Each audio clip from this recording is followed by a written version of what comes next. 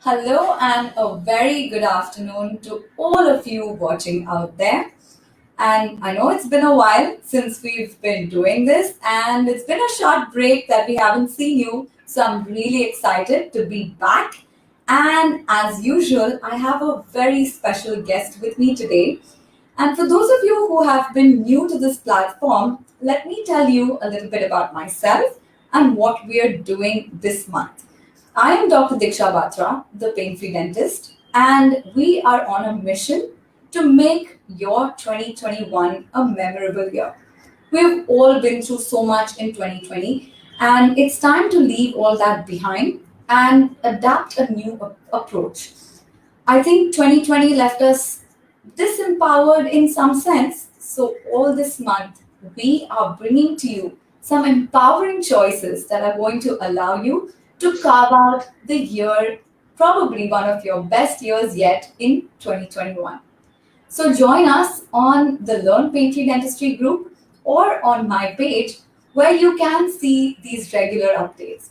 And today, we have something very special lined up for you because we believe that in order to set the right year for yourself, one of the most important pillars would be financial success. And since so many of us have probably sustained various financial losses or setbacks, let's start from this very basic to make the right choices, the right plans, and create a new wish list for ourselves for the next year. And who better than Dr. Bhavdeep Ahuja, who will guide us through every step of the way. So today we have an exciting session planned with him where we are going to quiz him about everything that we could ever think of that maybe we had doubts about in the realm of finance. And I do hope you keep your questions coming. Let me, without any further ado, introduce this man of many talents. I have really been looking forward to interacting with him as I have seen him do so many things and so successfully. So, Dr. Baldeep Ahuja graduated in 1998 from the Punjab University in Patiala. He has specialized in implants and he has a triple MBA, right from hospital management to finance and human resources, as well as marketing, from some of the very premier institutes of the country. Not only this, he also holds postgraduate diplomas in medical law and ethics, in clinical research, in cyber law, IPRs, disaster management, financial management, bioinformatics, and the list goes on. So, all of you young guys watching out there, trust me, there's so much to learn out there. This is an inspiration in itself. He has done over 125 original scientific publications and he has authored more than 5 books on different topics ranging from practice to finance, practice management to finance. And I think just writing one book has tired me so much that I don't know how he did 5 books in. And this is his 21st year of clinical practice in Ludhiana. So, to meet this man of many talents, let me get him on screen with us today. Welcome, Dr. Ahuja. Thank you, Dr. Diksha. It's a pleasure to be on this platform with you. And thank you once again for this warm introduction. Thank you. And I think I had to do justice to it because you've done so much with your life that it's an inspiration in itself. Thank you.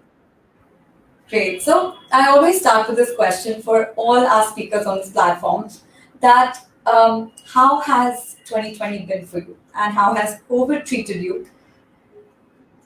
2020, I wouldn't say that it was bad for me. It was more than a reasonably good year for me. There were so many pending tasks of my life which actually were I was able to do only because of the lockdown. Because otherwise, the life was say hunky dory. My father passed away unfortunately last year, so many things were in a mess. Obviously, you need to wind up certain things. You need to say tied up your own life, and then the practice goes haywire in those days. But all those things actually were I was able to complete courtesy lockdown only. So 2020 saw me taking out more than 100 publications. All my books went live on Amazon.com also in this year. So why should I be calling it bad? Yes, COVID has been kind on us still now. till now, touch wood, no one, any of my family members didn't contract COVID as till now. So Right. it has been a reasonably good year for me. Great. And I do hope that that streak of good health and good luck continues for you. I think to a lot of our viewers out there, we have been promising to tell them about what has COVID taught us in terms of financial planning, both our times pre-COVID as well as our times post-COVID. Especially with regards to financial planning, what are the lessons that we have learned? People actually were running or say having a fairy tale life. Many of us, we believed that the world could never stop. It could never come to a screeching halt as it did. And we actually were living on a borrowed time, borrowed money sometimes in that sense. And we never believed that something could happen of such kind to us. I won't mince any words in saying, but COVID stripped many of us naked. We were obviously, I'm speaking from the financial point of view only. Say the first lockdown, 3 weeks, around 14, 15 the April till it was there. And trust me, so many of my friends in my town, they were actually say panicking. मैं क्या करूंगा? What will I do? It was not even a month. Imagine 22nd March was Janta Curfew, and 24th onwards the lockdown was inserted. So just practically 20 days or 21 days.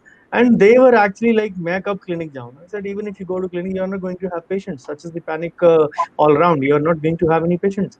So don't you have an emergency fund for with you? What is that emergency fund?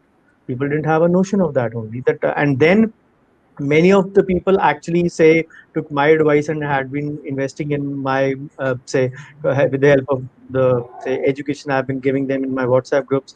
They invested in mutual funds. The markets crashed badly in March and April, and so I got so many calls and messages. Sir, we invested on your say, but we are actually left wanting for our expenses only. We don't have, we are not seeing any kind of returns. All my say returns are in negative. What to do? So the only thing I have been praying, preaching, and say teaching in that sense is that you should have some emergency funds with you. Don't take life for granted. Yes, COVID gave us many other lessons, but the primary important lesson was save for your rainy day. And those were the rainy days which we had, and they continued for many months together. The golden rule says you need to actually say have at least 6 months of expenses with you or at least 3 months of gross income, whatever. True. It's all almost comes out to same thing only. But if you don't have it, then no one else is to blame but you yourself. So, Right. yeah, Yeah, I think you're so right because I we have been talking to people across, and this has been a continuing problem.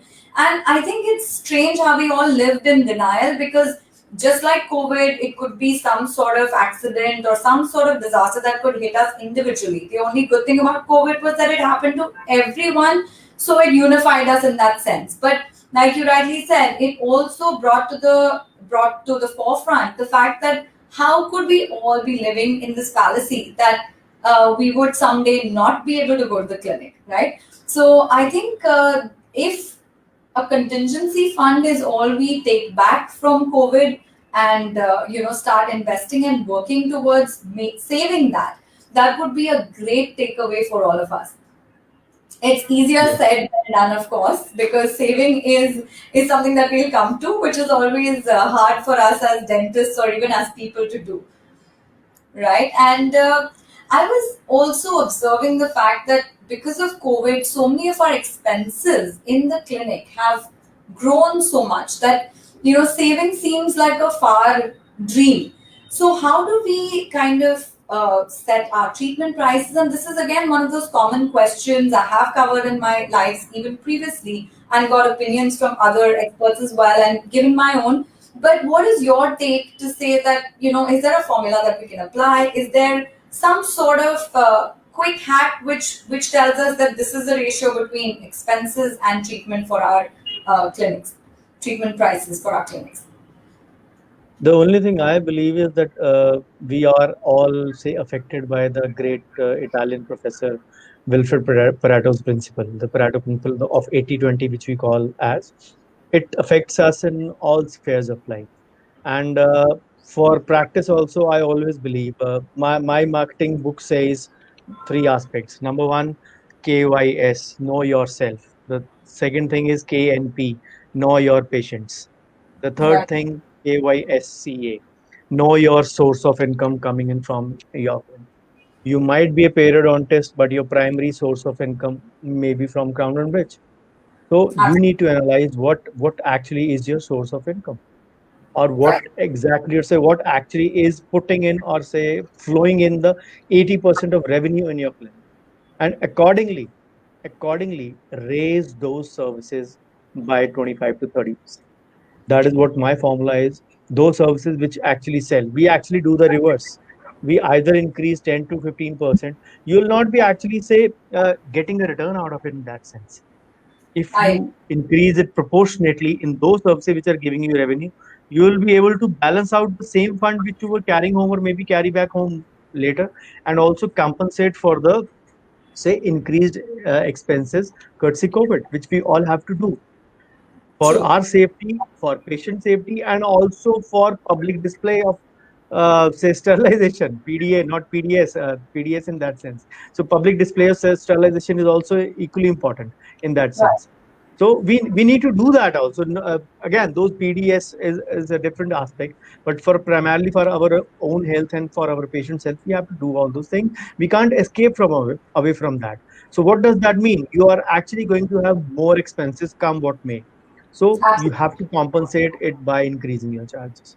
If let's suppose you are doing any specialty, but you are just doing say one or two dentures in 6 months, maybe you are not having complete denture patients. So even if you increase those by double, it is not going to make any major difference in your practice.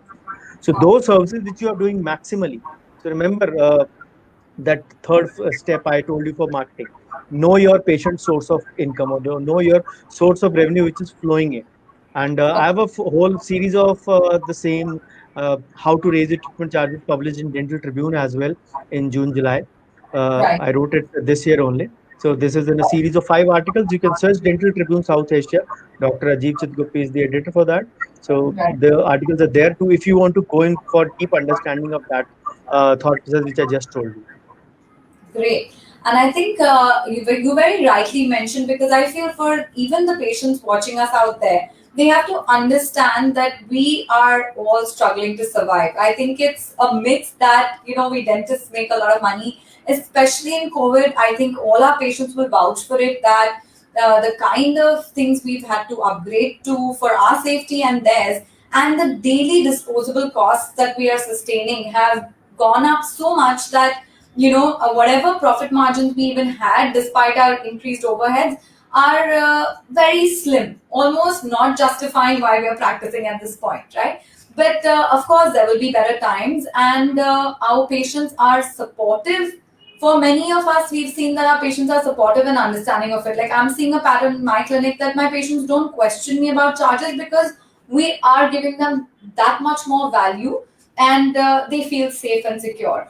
So rightly said, because many times I've not got the exact answer, but you put, like, sort of hit the nail on the mark, saying that instead of increasing your charges across the board, let's increase them in areas where patients are regular, frequent. We're doing most of it, and that also allows a bit of a cost relief to procedures where we are doing only one off of those procedures. So it's a win-win situation for the patient as well as the doctor who is trying to be there in hard times like this. So I think Yes, that's it actually does also in the patient's mind, you don't create a perception that you have increased and you have become exorbitant.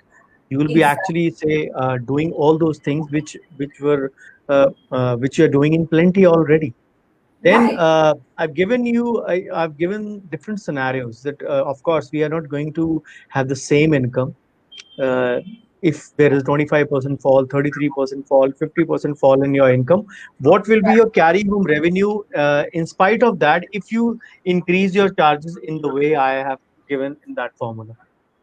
Great. And I think this is definitely something that I will post links for after our chat, so that people can find it and read it. And the whole idea of this entire engagement is to, sort of empower all of us to make a better 2021. And I think just like how we have faced financial setbacks or increased costs in our practices, even our patients I have seen are facing, money crunches. Some of them are laid off. So I think coming up with a win-win solution is the best way forward. I'm sure. And you know what? Like, I still have that fear, and that's why I wrote the book about pandemic proofing our practice, because I still believe that the worst is not over. Maybe at the cost of sounding pessimistic, I do foretell that in the next maybe couple of years, we are going to experience a scenario, maybe not the same, but similar to a pandemic of this sort. And at that point, what are the financial steps that we should outline? The only thing is that we need to make sure that our say passive source of income or an alternate source of income starts flowing in. Obviously, you can't gain those things overnight. But Yes. yes, you have to be ready for any kind of catastrophe in your life. It can be, as you rightly said, it can be a medical catastrophe as such, any bad luck, or a endemic or a pandemic or a epidemic of this sort in any regard, if at all it is there. We need to make sure that we have a alternate source of income. And people ask me, हम लोग dentist हम क्या करेंगे? We don't know anything else. Yes, I'm not saying you to pursue another profession. In today's times, the best income you can have is compounding.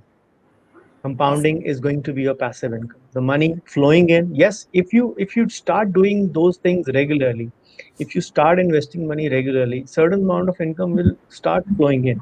And when that money starts flowing in on a regular basis, that earned money also starts earning interest on itself. So an interest on an interest income is simply known as a compounded income. So Correct. yes, for you need a good amount of corpus for that. Can't be built overnight, but yes, all habits need a certain, say, stepping stone unless you want to go about it. So I always believe that it is not always that if the mutual funds are giving you return, you're throwing all money in mutual funds. It is again a market-linked instrument which can be, say, risky some of the times, as we saw in March, April. So, considering that scenario, which I earlier also mentioned, people actually called me up in March, April that we invested on your here, said that you do in that. 8 months, 9 months down the line, just today itself, the BSE crossed to 46,000, highest ever. The Nifty crossed 13,500. Now nobody has called me to say that we have booked profits. So people told me when they booked losses. So nobody called me up. So if any Right. of you who called me up in April or May that you booked losses, call me up today. And I am telling you to book the profits now. If you have done, obviously not for the long-term investor. So what I mean to say is that you start saving on regularly. And the Right. only way to do that is by budgeting aptly. The standardized formula followed all over the world is 50-30-20.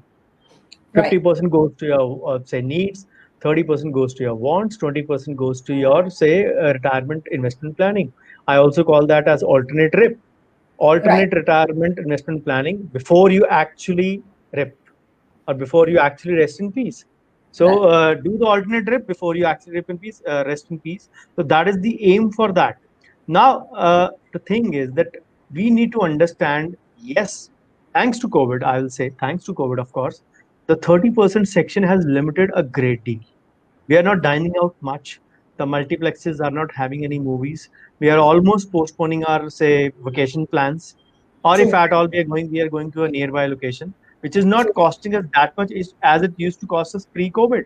So for that 50-30-20 formula, I have devised my own formula. I call it as the magical Bhavdi formula. So that goes by the ratio of 45, 15, and 40. So what I do is I take away 5 from the needs, take 15 from the wants, or and add those 15 and 520 into the say investment planning part, so that my gross income I'm able to save 40%. Obviously, if we are going to do that much amount, then only we can say that we are, say, landing up in a phase where we can start building a secure future for ourselves. And I'm not saying you to throw all your money in mutual funds. Always it should be a mixed approach. Never put all your eggs in one basket. Is the common market scenario. You should put in something in your government securities like PPF. You should put in some in market. You should have some amount of gold as well. People ask me in July, sir, the gold rates are touching almost 60. What should I do? I said, do you have any loans? I said, yes. Well, शादी वाला gold छोड़ के बाकी का बेच के get off your loans. You True. kept gold as your say investment only. So if it Right. is touching 60 today, what do you want? You want it to touch 1 lakh, then only you will sell. So a few people agreed to me and they thanked me that I gave them this advice. Obviously, gold came back to 48, 49 these days. So, but yes, those again, those who booked profits or those who got rid of their loans, they were the happy ones. So the Right. only thing is, don't get bogged down too much in your clinic shell that you don't look outside like a turtle. You need Absolutely. to look outside. If you are in the forest, you'll miss the trees. So you need to look beyond that as well. True. And a couple of questions here, Doc. One is that your 50-30-20 formula, which you earlier were talking about, is this at all age dependent? Would you say that it varies from, a young dentist or even a young person to somebody in their 40s, 50s, married with kids? Would you vary this, or is it something that we should apply anyway now? Yes, this absolutely varies according to age, because Right. it varies according to age and enthusiasm both. Right. If you are in your 20s or say before your 30, 25 to 30, if I'm considering, or maybe 21 to 30, so Correct. you are actually young. You may not be having a great flow of income, but you have less of responsibilities. You have, say, someone to take care of you, especially your parents, most more or less. Then Yes. you can actually go in for a higher risk taking ability. You can invest more in equity. The standard rule which is followed is 100 minus your age. So Yes. if you're 30 or 29, you can say easily pour in 70 or 71% of your money into equity. But Absolutely. this is the formula which is followed all over the world. But for Indian conditions, we always say to be on the safer side so that the risk taking ability is balanced a bit. You take Right. it 80 minus your age. So if you're 30, you can put in 50 in Got it. equities and the rest 50 in your say balanced or aggressive, say or those fixed income funds or say fixed With income, lower, not yeah, where right. you can at least have a secure growth, but the less risk of the money say getting say drowned away in that sense. Your risk appetite actually decreases with age because Absolutely. your responsibilities increase. Yes. You have a family to take care of, you have employees to take care of, you have a clinic to take care of, you have to care of its upgradation and updation aspect as well. You have to update yourself as well. So you Correct. can't actually say put in more risk taking, or you can't have more risk taking abilities at that point of time. And as you grow on, then people put on some amount of loan liabilities on them as you Yes. grow into your 50s. And Naturally. then those who have kids at the right time, or doctors usually don't have it, but those who have kids at the right time, they actually start dipping into their retirement income, just about they're about to touch 50. And Right. that is where we have this syndrome in North India. We are where people are actually fond of throwing a bomb on their kids' weddings. Just in the one frequent Yes. excuse, एक ही तो बेटा मेरा, एक ही तो बेटी मेरी. That is the simple excuse they give. And Right. actually, I'm not sure, but yes, definitely Delhi and North India are fond of these things. They start True. dipping into their retirement income, forgetting that only a few expenses will decrease after 60. The Correct. biggest expense after 60 is the medical expense, if people hardly fail to take care of that part. So True. we need to realize that your risk taking ability and your money to throw in equity will decrease with say time. So you need to put in your age and your risk appetite accordingly before you invest into a adventurous instrument. I wouldn't call them dangerous, but adventurous instruments. Got it. And another important factor here, like you rightly mentioned, that as we grow, as we're young, we have more risk-taking abilities, but at the same time, somewhere our knowledge is limited. For many of us who are still not seasoned in the financial world or we've not read up enough, would you suggest that such a person go with guided investment instead of try to delve in, finances themselves? And a second part to the same question is that while your risk taking capability is lesser, your knowledge is also, I mean, is more, but your knowledge is less. Similarly, when you're growing older, your risk taking becomes lesser, but you probably grow in knowledge. So, what's the end solution for this? Like, would you, as a general rule, ask dentists to go with financial planners, or try a few investments on their own? The only thing is, you actually are right in saying, but this applies to only to a portion of the population. Those who Right. are actually busy in their clinic cocoon, I always call that, they actually rarely try to look beyond that. And when you don't try to look beyond those, you won't get a knowledge in that regard. But yes, the point you mentioned, absolutely valid, very valid and rightly taken. But then you understand that if you are getting wiser with age, getting knowledgeable with age, that only decreases your aim of action, what you have to aim at. Your trial and error reduces a Yeah. great deal. You Right. actually will pick up the things, if you're following the things regularly, you'll pick up Right. only things which are going to give you returns. So if you had 4 out of 10 going right your way, with increasing age, that margin will decrease. You'll now start having 8 or 9 out of 10.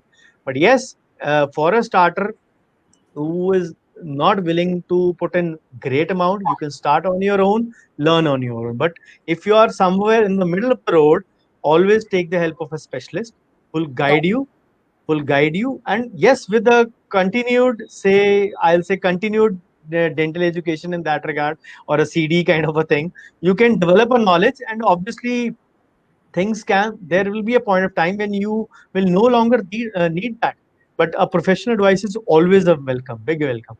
There are always specialists for specialist job, so you need to take their help if you are not willing to risk your money. But at the end of the day, you should remember that don't leave everything on that advisor.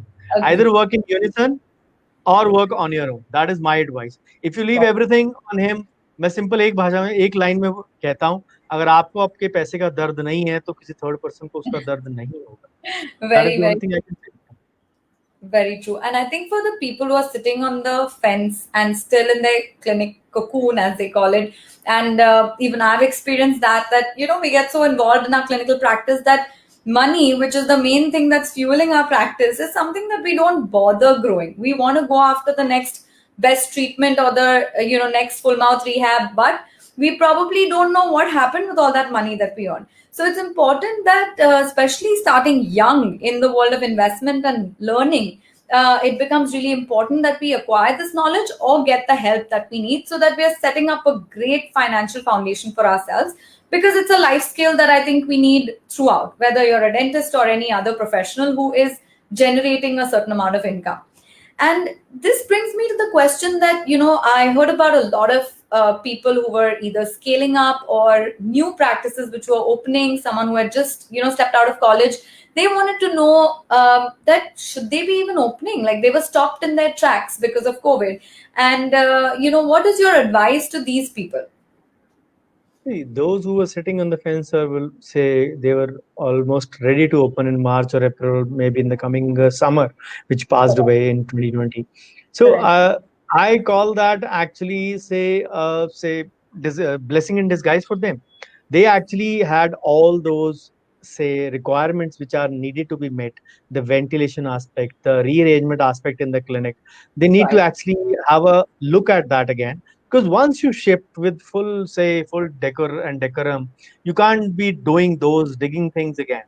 There are Right. certain aspects which need to be taken care, be it the biomedical waste part, or be it the ventilation part, or be it the, say, spacing or arranging between the chairs part, considering the COVID scenario also, and considering the, say, clinical establishment X scenario as well, if in terms of square yard, say, area you have to keep, or the distancing between the chairs aspect, the waiting area aspect, you all need to take care of those or have a revisited those aspects again, so that Right. when you open up, you are actually, say, ready to open up with full monty, and you don't have to do go back to that construction aspect once again.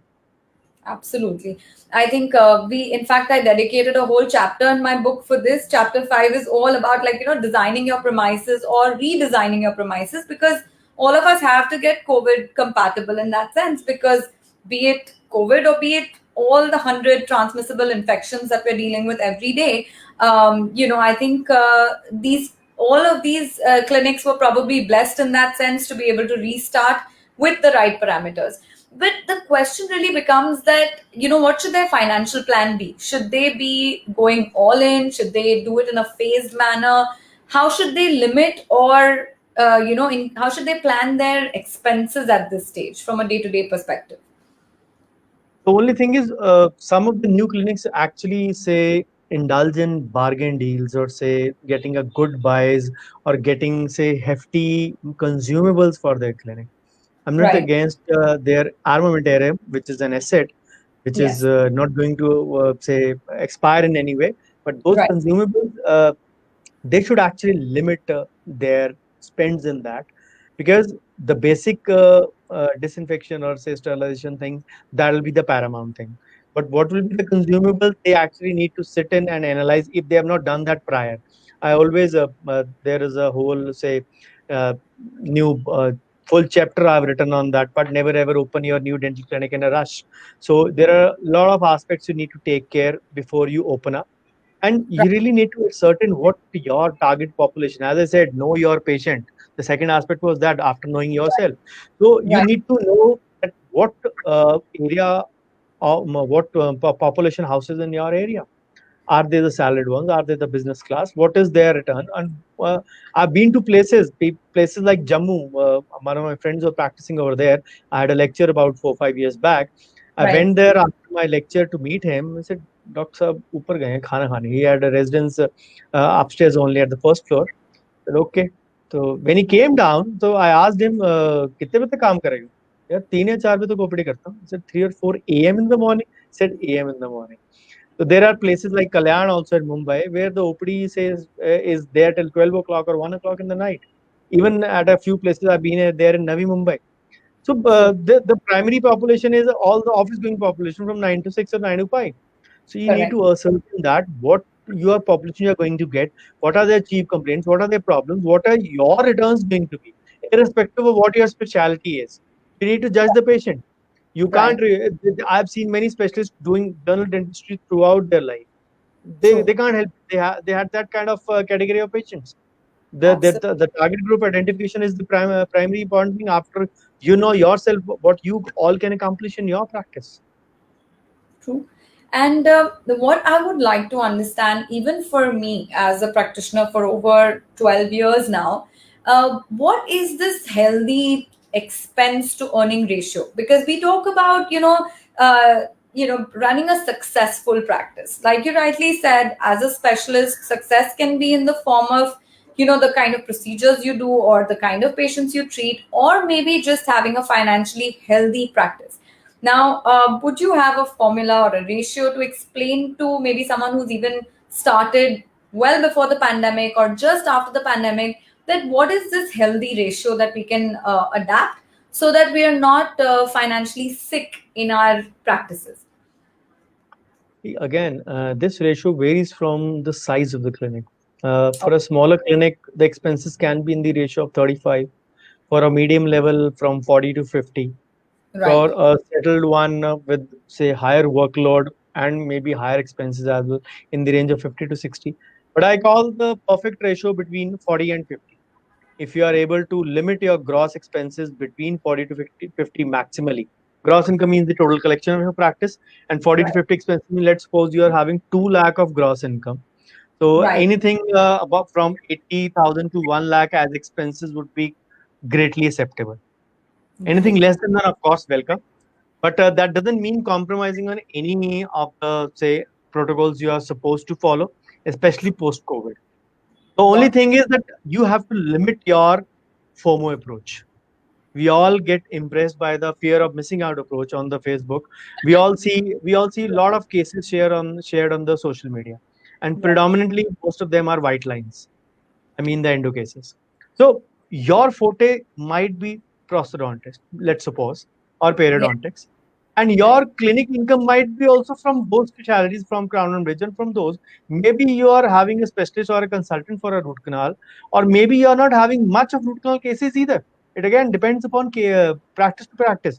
That is where right, you don't get obsessed. What will a say warm vertical obturation method, or a say what or heavy investment in that regimen will do in your clinic? You have to limit that. Understand this. Why I told you to know your patients is, you know where your income is flowing from. That those second and third aspects of marketing I said. If you know your income is flowing from these two areas or three areas, you have to invest in those areas in your clinic, totally ignoring the other two. And that is where you have to resist the FOMO approach. Then right. You have to stop indulging in impulsive buying of getting a good deal. If you are interested in get a couple of like-minded colleagues, two or three people, you can together buy any such kind of materials, if especially if that is a hefty one. So always think before buying say a newer materials. I always say open up your drawers or refrigerator doors. You'll find so many small level 10 to 20,000 things, so many of them unused in the past 6 years, 6 months, 7 months sometimes. Again, COVID times discounted. But these are one of the biggest thieves of your practice. You actually don't know because we bought it in the hope एक patient भी आ गया तो पैसे पूरे. We Right. are not supposed to buy in those sense. We need to train our mindset in that we don't say fall a prey to those mental say greediness of this that वो भी कर रहा है root canal मेरे को भी root canal ऐसा कर रहा है. So you need to ascertain that you need to put in a line of say drawing a line of where you want to stop and where you don't want. Absolutely. And I think a lot of these things are ego driven, where we want to match up in the community.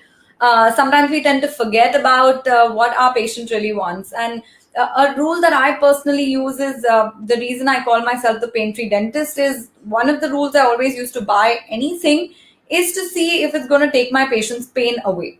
If the answer is yes, then most likely that's the kind of thing that you will find in my practice, be it an equipment or a material. And secondary to that, of course, is growth and learning, where I can become more efficient or I can create a better outcome for the patient which lasts longer.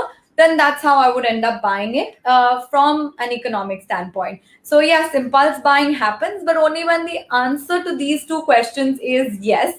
Only then. Otherwise, in personal life, of course, impulse buying is probably a weakness of my community or my sex. So I think that's something that we end up doing a lot, which I think now we're getting wiser, after this talk.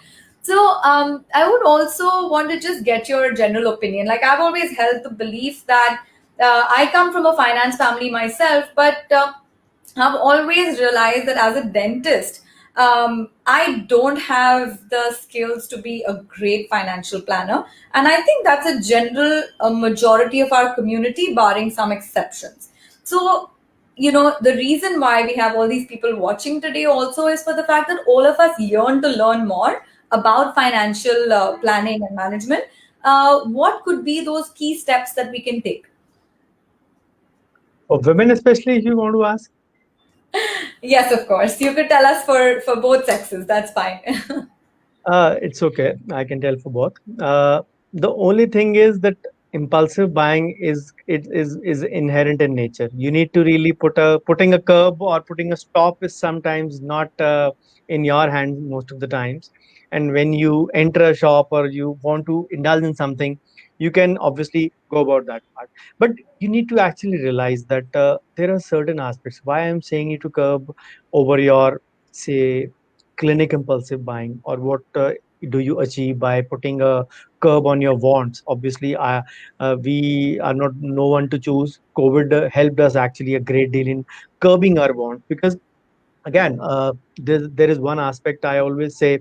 uh, there is a proverb along with FOMO which is very commonly used, YOLO. You only live once, you only have one life, so live one life, king size or queen size, whatever you wish to. But Right. then you need to realize that it is a very sorry feeling to ask money from kids in your old age, irrespective of the fact that you have spent a bomb on their marriage or spent a great deal on their education. It is still a very say being financially independent is the biggest gift that you can gift yourself for your old age. But then what where will the money come from if you only have one source of income and you are not able to limit your expenses or limit yourselves in this aspect? So Yes. I always say FOMO walo, YOLO walo, yago bhi aayega. You also grow old and sank. Seldom old age is seldom kind. So Yes. you need to realize that it is never kind, or you can say seldom kind. So whatever money you can save from here can be put up. Obviously, I'm not telling you to curb your needs in any way. I just Right. told to curb your wants and curb your unnecessary buying, which actually act as the thieves in your practice. So these are the things which I would request to curb, because this is the money you can use to add in your alternate rip, which will create a better future for you. And that will create a sleeping or say alternate source of income for you as well. Because unless that is there, you are not say going to be very sleeping in a very say healthy way or a sound way in the night. And when it comes to women, I always tell them, be it married or be it unmarried, they usually act like a sandwich most of the time, because they have to sometimes, if they are married, they're caught between the financial needs of their parents and children as well, and they have a lot of time beating these scenarios. And the problem is that they are also actually considered as a taboo in the family in financial aspect, if I may say so. यार पैसे की बात करने चलो, जाओ तुम लोग, तुम जाके चाय बनाओ. This is the kind of attitude sometimes we have Sure, faced, sure. Yes. and this is actually a wrong attitude to have. I always believe that it is a bad thing to do multitasking. I'm just going to come to the example, but females are born multitaskers. They can Yes. handle those things with aplomb. Number one. Number two, they are not taught about budgeting their house. How they manage their kitchen, how through that, not talking about the dentist asset, but a general female, how they manage in a limited budget themselves, say cutting different ends to not skip any meals for the family. Correct. They are on CAs as well in that sense. And we do the reverse. We actually keep them away. So it is time to shrug off that taboo and meet those financial challenges head on. And True. the basic thing is required is the number one thing is the change in the attitude by both, because the males don't show interest in educating them, but the females also don't show their interest in getting that education. So both of them have to change their attitude, and then both of them have to take greater interest in financial dealings. And the sooner they can overcome this hurdle of say financial illiteracy, they can better manage their needs and wants, either of parent side or from the say children side. Because the basic thing is, I always, as I said, they are born mathematicians as they handle the home budget. So Yes. they what they can do is they can achieve financial independence for the whole family via their, say, if they are earning, then that adds to the steady income that is flowing in the household. Via the controlled spending, we all can say manage our future in a better way. And obviously it helps in accumulation of assets as well, if we take the household aspect or say building of a house in that regards. True, true. I think you've really put it well, and I'm a born feminist because I walk that tightrope every day of trying to balance the house and still be really good at what I do. And I think there are so many women out there who are probably just living with the myths that they are not good at financial management, but actually it's coming as second nature to them. So, it's just about discarding that myth and getting proactive about getting the right knowledge. We may be doing things instinctively, but it's time to get trained and really coin that specific expertise for ourselves that women are good with money. In fact, as a community, we should try and empower each other with that. And as you mentioned about YOLO, I think YOLO within a certain budget, I think should be a good balance between YOLO and YAGO, right? So if we really want to live well, but at the same time we can budget that living well, so give ourselves a little bit of a frivolous income to reward ourselves every once in a while. So if I think that would be a good middle ground to reach. And like if we had to set financial goals for 2021, what would your advice be? What are the key parameters that will help us set these financial goals, especially for the young dentist out there who is starting out and has the advantage of starting young, because I think the beauty of compounding also comes the younger you start. So what are these financial goals that we can have? The basic thing, you again start from the budgeting aspect. Start budgeting aptly in your say life. Right. Say start the clinical aspects I mentioned. Don't indulge in those, and start creating say regular income, say sum which you can save every month from your practice, and set goals for yourself. I always give goals. For example, someone in 27, 28, what will be the goals you'll be having? Own clinic, a marriage on the cards. Yes. Obviously, both of them can be interchangeable sometimes, but almost both of them happen at around about the same time, unless situation is otherwise. But then these are the two goals you need to pay for or care for or save for. So then the next goal is obviously bringing the first child in the family. Obviously, 3 years, 5 years, 4 years, whatever time you set for your part. And Yes. then the next goal is the kid going to the school, the big school, not the playway school, the big Right. school going. Obviously, that is again both of these bringing a child into the family and going the big kid, especially in metros, going to a big school is a big exercise which involves a lot of money. And then, according to choice, bringing the second child in the family. So these are True. the various goals that maybe an interval of 3 to 4, 3 to 5 years, which you can send. So set goals for that. Obviously, you will be requiring some money at that point of time. So set yourself some scenarios where some income would be flowing approximately at those times. So Got it. obviously, you can't plan for everything in life, but you at least can plan for some things in your life. And then avoid the temptation to go for a loan for every small thing. It True. might not be a good temptation to go for loan because loans might be looking very lucrative that they solve our injured problems, but Yes. remember they cut into your savings. The amount which you were supposed to invest, which is going to pay you back, that you are paying back to the bank. One of Ab- my friends, he's a dentist. He left dentistry after say graduation, so he has a franchisee of say 2 schools. He has a petrol pump. He's a building contractor. So he does everything other than dentistry. So he said, I have so much loans on my head, and my dad says me one thing: "Tu kama raha hai aur bank kha raha hai." So that is one line if you have to summarize the things. And being no. the son of a banker myself, I am always against the loans, come what may. Yes, a very situation, very possible situation where you can't actually manage without it, then go for it. Otherwise, it is always better to take it from your parents, pay them back at 0% interest.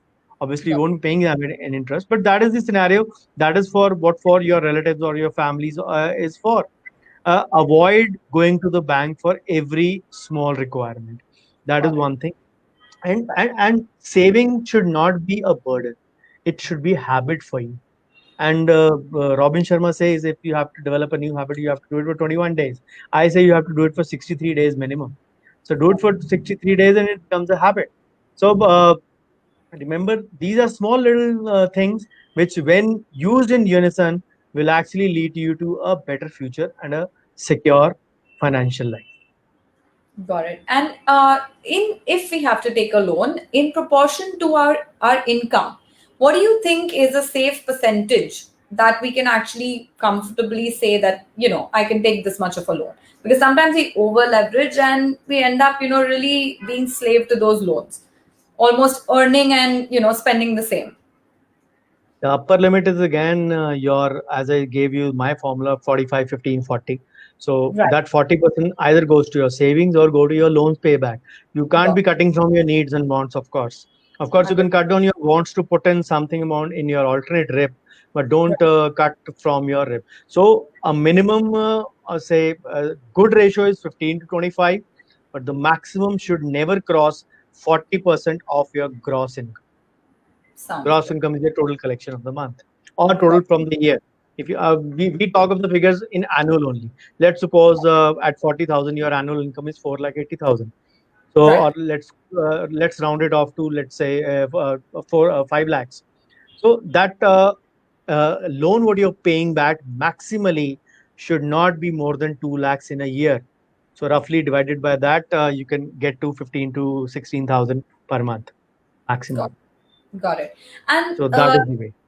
Dr. Hoja, you have written so many articles on tax planning as well as wealth creation. So, if you could give us a little bit of a lowdown on, what exactly is tax planning for the dentist? What are the common pitfalls, and how do you differentiate it from, an approach to wealth creation?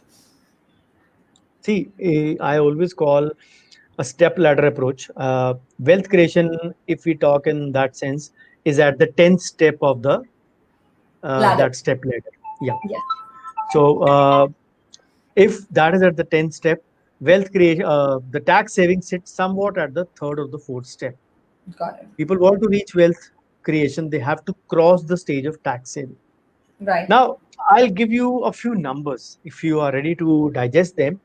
We Absolutely. have a population of 135 to 140 crores, Right. close to 7.8, or let's round it off, close to 8 crore we receive the ITRs, the income tax returns. Out of that, four and a half are salaried ones who have no option but to pay tax because their TDS is deducted. And Correct. then there are 2 crore returns which are zero tax returns. They're filed but they pay nil tax. So that means that number is 4.5 plus 2, 6.5 out of 8 crores. So just 1.5 crore people paying tax. Exactly. 1.5 is not even 1% in that sense, or close to 1% only.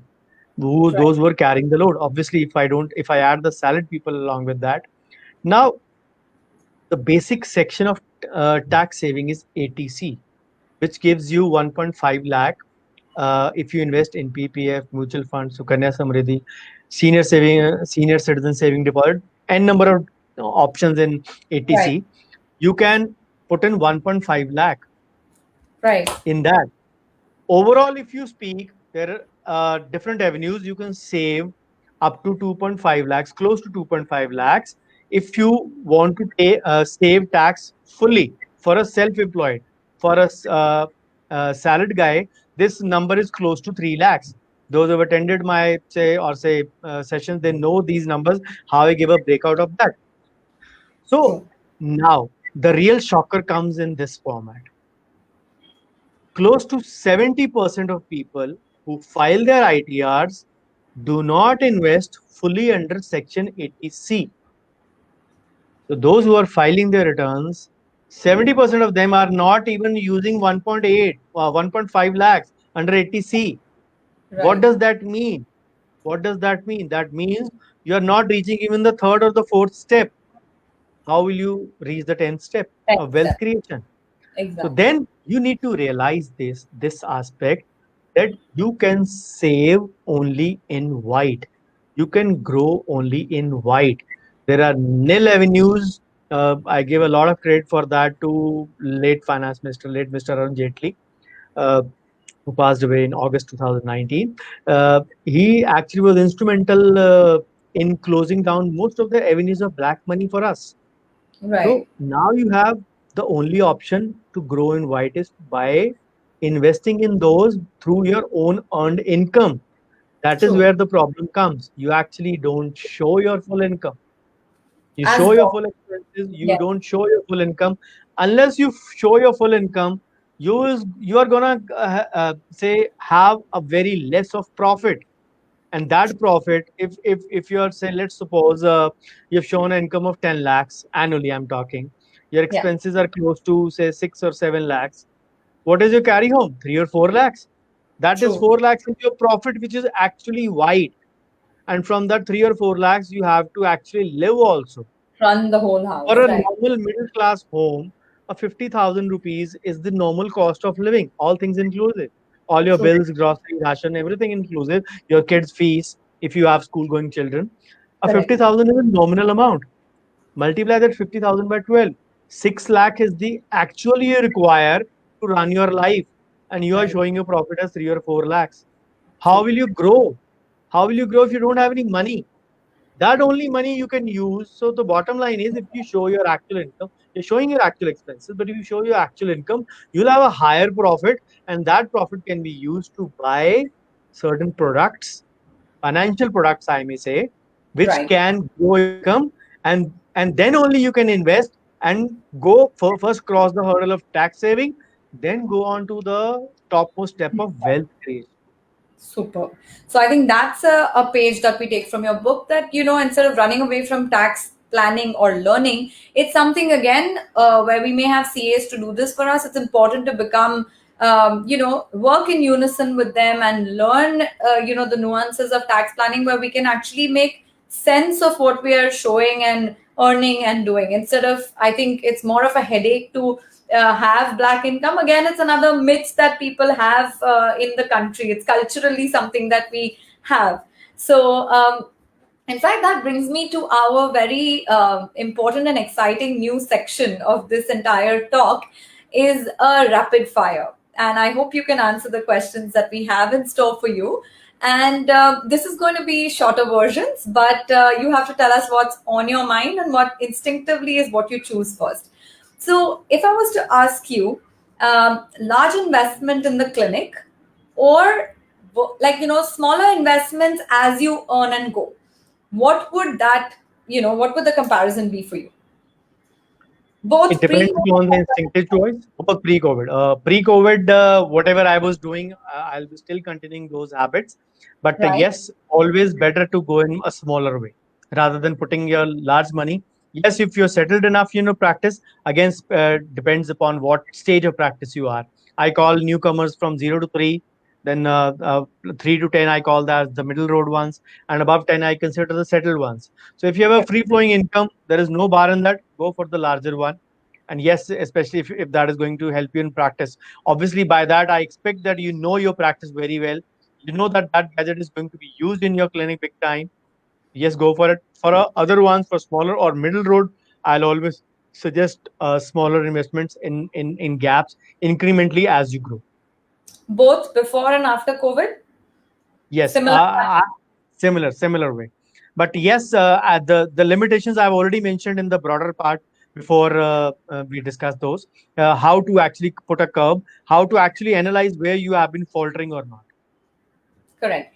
And we spoke about the topic of this entire talk is smart financial choices, and I think this is the most important question for all of us: is that what are the smart investment choices? Is it FD? Is it gold? Are they equity stocks, or is it property? So people are always confused how to divide their eggs in different baskets. If you could tell us which one is your top choice.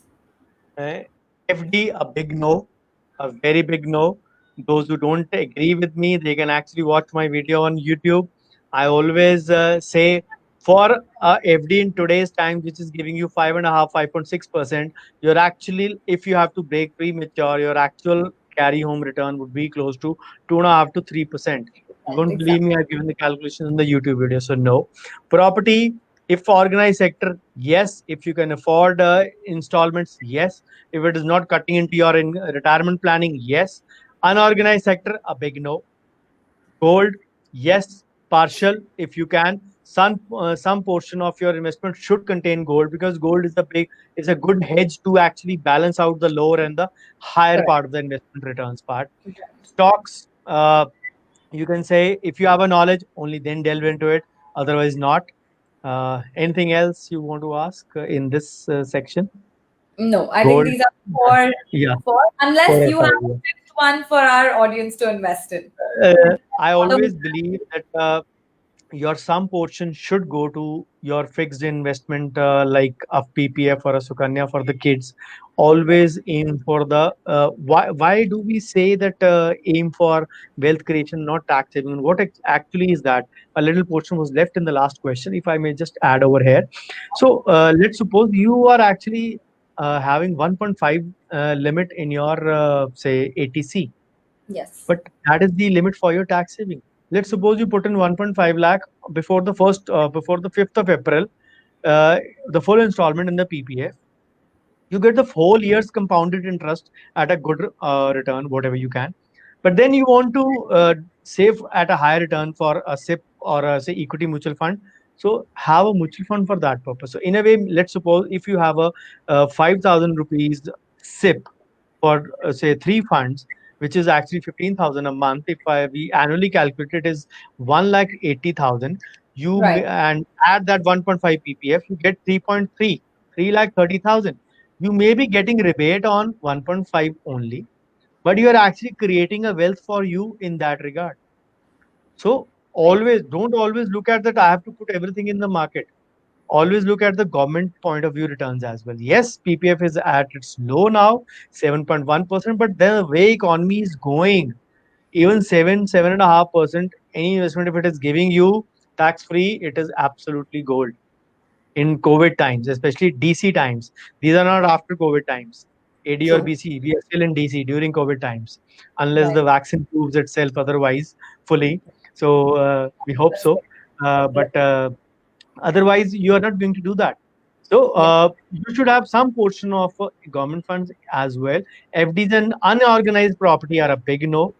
Stocks, unless you have a knowledge, don't delve into. Yes, they are a say big grading ground or a, uh, very lucrative to us sometimes. But you should limit yourself, curb yourself again at some aspect. Got it.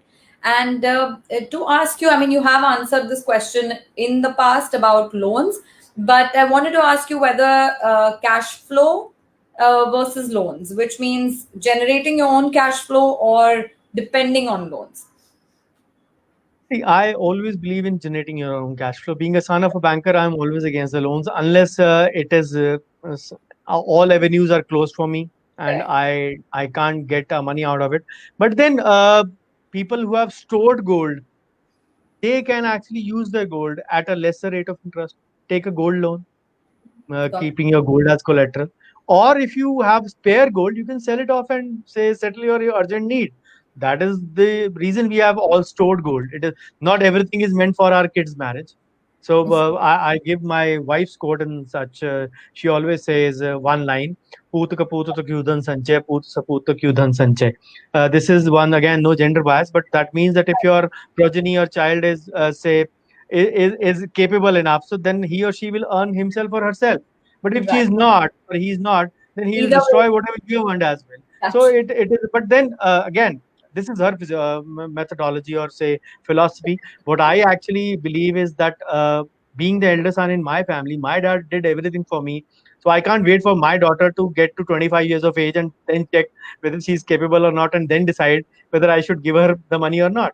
But then, right. being a father, it is my responsibility. So, being Indian parents, not the Western cultural parents, being Correct. Indian parents, we have every responsibility towards our kids. We need to give them a better future in the form of education, in the form of giving them whatever job opportunities or providing them in a way we can. So, for that, we have to actually start investing today. And that comes from our own earned income. The whole cycle is connected in a big way together. Got it. Got it. So all about cash flow and limit the loans, take them where required, and at the lowest possible rate of interest that we can find. And Yeah. what are your thoughts about profit coming home versus expansion, which means your profit going back in some way to grow your business or to upgrade your clinics or to get better technology so our practice grows? I always believe 10 to 15% of your annual income should go into updation or upgradation. And this is apart from your gadgets you are going to invest. Again, those are part of your growing mechanism. This is Right. for your internal maintenance part, if I may say so. Correct. Keep changing your say decor of the clinic. This can be in the very short form like a paint, or maybe say in the form of curtains, blinds, furniture, and not every year of course, but in a rotational manner, one every year. So you need to realize that these are actually a part of your growing up altogether. People find making have a say have I have seen many a times many parents making comment in my friends clinics say 5 साल पहले आते थे, पहले भी यही था, ये भी यही था, अब भी वो वही है. So you need to bring some amount, induce some amount of freshness in your clinic, which can be in any format, so that the patient is able to distinguish, yes, that whatever I am paying him, he's utilizing that money to say The upkeep clinic. the decorum of the clinic. And of course, again, this depends upon the clinic size as well and your overall income as well. The Correct. overall budget, of course, will constantly be close to 10 to 15% of the annual income, Got it. And annual gross income is what you're talking about. annual gross income.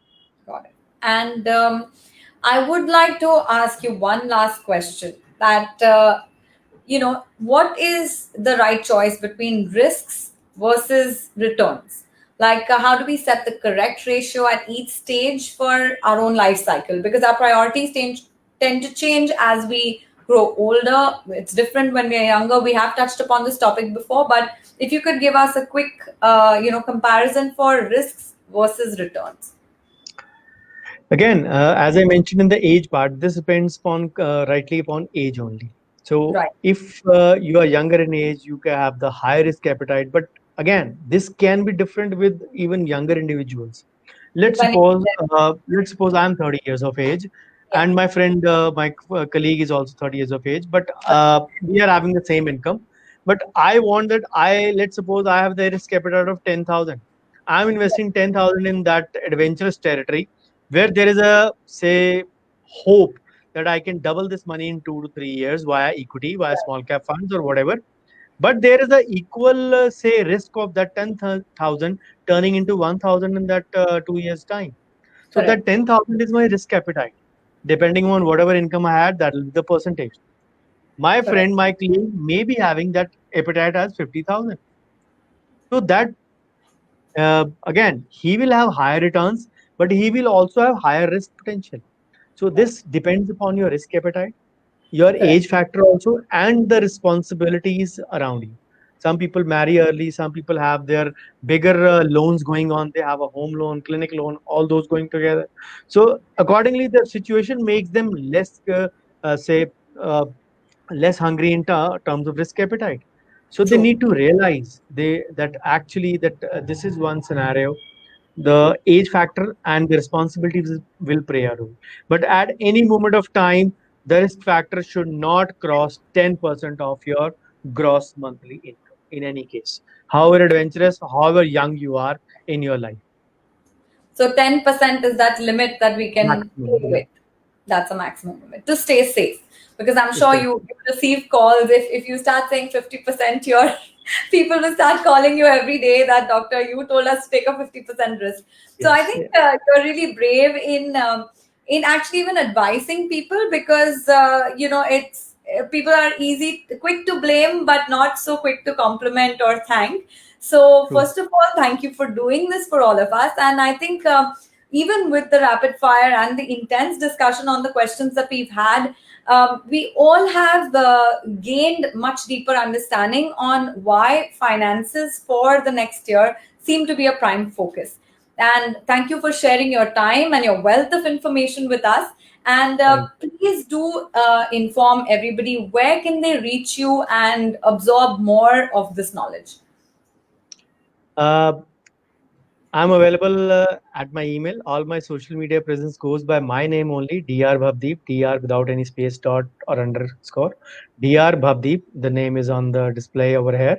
So Dr. Right. Bhavdeep at Gmail, at Facebook, Instagram, Twitter, everywhere you can reach me with Dr. Bhavdeep, even on my Facebook group as well. So I'm having a workshop coming up in the next week that is in collaboration with Dr. Anisa Patel. We'll be putting up a brochure right now. So that is actually how to say begin year 2021. Again, an extension of what we are doing today, an extension of in the terms of record keeping, consent, medical records, financial records, and of course the marketing and the say branding campaign for which Anisa is the specialist for that. So we'll be doing that. So you can catch me over there. Otherwise, my number is 987619339. You can get me over there. I'll be answering back if you have any queries pertaining to anything. So thank you so much. It was indeed a pleasure talking to Dr. Deeksha. So just put up Thank the brochure, please. Definitely, definitely, and thank you so much. And I'm sure we've had a captive audience trying to absorb all these new concepts and sometimes even things that they have heard but not implemented. So I'm sure they look forward to joining you later this month in the workshop that you have planned. And thank you so much for spending this time with us, Doctor. And we look forward to probably seeing you again on this platform really soon. Thank Thank you, you so thank you, much. thank you, thank you. So, for all of you who have watched with attention, do post your questions. We'll be happy to answer any specific questions. Dr. Bhavdeep has been gracious enough to even share his phone number with you because he truly believes in, forwarding this knowledge and making our community empowered with the right financial knowledge. And from us here at the Pain Free Dentist, thank you for joining us. And we have many more such interesting programs lined up all this month because we want to end this year on a very strong note. I think most of y'all have joined us in this journey that started probably in April. And we have taken you through Practice Reboot. We've been together in this pandemic. And I think a lot of you even have our book, which outlines some of these pearls of wisdom of financial planning in chapter 3. And I do hope that you can join us for these subsequent lives. Next Wednesday, we will be with Dr. Nikhil Bahuguna, and we are going to talk about practice philosophy. So, from finance, we move to how we want to frame our practice philosophy for the year 2021. So, look forward to joining you then, and hope you guys had a great time listening to us and have been an active part of this discussion in posting comments and questions. Thank you so much for your time. See you again.